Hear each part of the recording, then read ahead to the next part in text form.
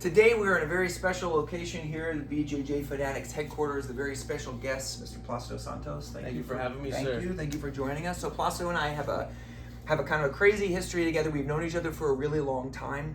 Placido used to make trips from up here in Massachusetts all the way down to train with Mr. Danaher in the Blue Basement. It was how we first got to know each other.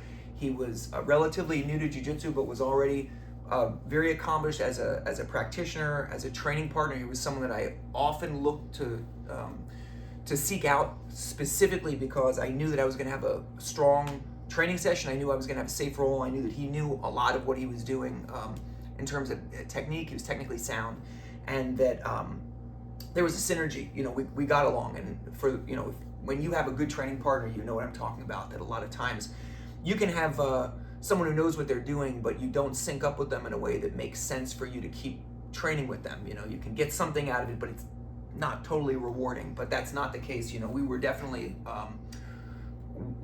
kind of fed into each other's training, and it was very rewarding.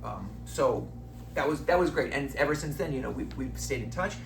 Placido was one of the most recognizable people in jiu-jitsu, partly because he has been an uke not only for Mr. Danaher, but for so many other people. And as a result, you've seen a lot. You continue to train. He's continuing to train, of course, and he's got his own YouTube channel, which we'll link to down below. And again, you know, because he's seen a lot and he's training a lot of information floating around. Sure. Up there. So I asked him to share with us a technique. A lot of useless information. Well, some useless information, okay, but probably more useful information. We're going to focus on the more useful stuff. I think the more useless stuff would actually get us more views. That might be, but the useless stuff is what we'll talk about when the camera is off. The useful stuff is what we'll focus on now.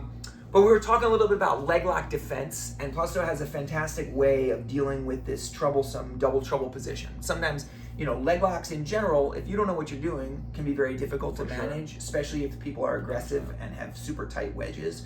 100%. So the problem that we're going to look at solving today is going to be double trouble. So in other words, a cross Ashi Garami. So out of any entry here where we've managed to find our way into a position that looks like this. Initially, we have our partner's leg across our center line, and then our legs are locked in the middle, whether you're locking a figure four, ankles crossed, and then we gather up our partner's leg in a position like this. So the troubling part about this, of course, is that we have control over both of our partner's legs, and the legs are crossed. For sure. Okay, so what do we do? Now, so being in a situation like this is always challenging. Just keep that in mind. It's pretty much equivalent to, say, for example, if Brian was completely behind me, 2 hooks in with a seatbelt in place, okay? You're always fighting an uphill battle, so just keep that in mind when we're in a situation like this.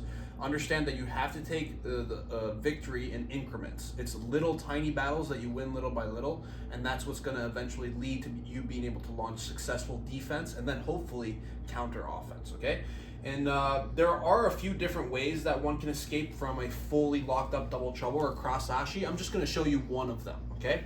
Now, from here, if you notice, Brian is wedging his elbow in between both of my legs here. This is a very common tactic, and the reason this is so effective is because it successfully manages to isolate both of my feet from one another, okay? And anytime your opponent can isolate one leg from another and divide them, if you may, he's going to be able to be more successful in his offense.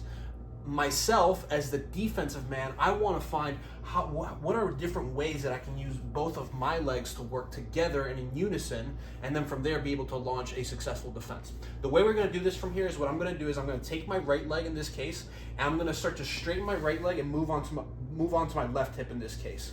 The idea here is that I want to just lift Brian's elbow off the mat just enough so I can pommel my left leg under. Now, be careful when you pommel your left leg under, do not leave your heel completely exposed so he can hook it, okay? Throughout this entire defensive sequence, I'm keeping a slight inversion in my heel where from here, if Brian at any point tries to hook it, it's gonna be hard, okay? So just keep that in mind. So from here, I straighten out my right leg and I pommel my left leg under my right leg. Now, from here, here's where the details start to come in play. I'm gonna turn us from here. Brian's gonna be holding on to me for dear life. What I'm gonna do to loosen the lock of his Achilles grip here is I'm gonna pommel toe under toe here. So I take my right toe and I pommel my right toe under my left toe. What that's going to allow me to do is that as Brian goes to hold on to the lock, I'll use the toe-to-toe action to spread my ankles apart from each other, and it's gonna it won't oftentimes, especially if the guy's very motivated to hold on, it won't completely unlock his hands. All it's gonna do is create a little bit of space, that's all. And sometimes it may even entice a guy to go for his attack from there and then, in which case I'll be able to slip my foot out, and now from here go into all our other cross Ashi defensives. There's plenty of DVDs and instructionals you can watch on that on BJ Fanatics. I'm sure Brian will be coming up with one in the future. But the main thing I wanted to show you here was you get to a situation where now your legs are split. He's not controlling both your legs. And then from here we can go for all the different offensives, counter defenses, that we know. Okay? So one more time, I'm in a cross Ashi situation. He's completely isolated both of my legs from each other by wedging his elbow on the mat. He's just holding us in place. From here, once again, I'm going to take my right leg, I'm going to extend it and leg press out so it allows my left ankle to pommel under his elbow. Once I pommel my left ankle under his elbow, I go toe under toe. And again, like I said, depending on how motivated and how fresh and how dry the guy is, he's not going to completely let go. Oftentimes, you're just going to create a little bit of space. Exactly. Now, once that little bit of space is created, I start a scissoring action where I scissor back and forth, and I look to pull a leg out. Even if you can just create this space here, that's a small victory there. Okay, even just creating this small space. Well, there's not much left for me to hold on to. I mean, the foot's not out, and we're totally dry. But yeah, there's nothing really. Correct. From here, you can start hand fighting or whatever the case is. Does that make sense? Yeah. But again, the idea is to create movement in a position that would otherwise benefit the offensive man if he keeps it static. Does that make sense, Brian? Yeah.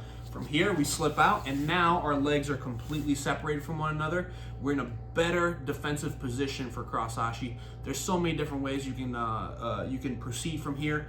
Again, there's many instructionals on that. One is certainly to just thumb post, go butt to butt, get my foot to his hamstring, push up and out, and then from there, we're in a good situation to counterattack. Fantastic. I love that. There are a couple of very subtle points going on here. I think that the one that I like the most is this idea, just generally, oftentimes we're focused, as Placido was saying, we're focused on this big position because our legs are caught, and people will panic in this position.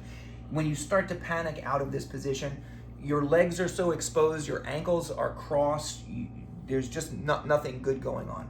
But one thing that's really nice about this escape is even as you manage to get to your position here, whatever your transition is off of this, you were doing this so great, is this inside foot that's trapped. I don't know if you notice, if you go back in the video, you'll see he's always turning his foot down in this fashion so that the heel is hidden. Okay, he's never keeping his toes pointed up towards the far side or towards the ceiling where the heel would be exposed.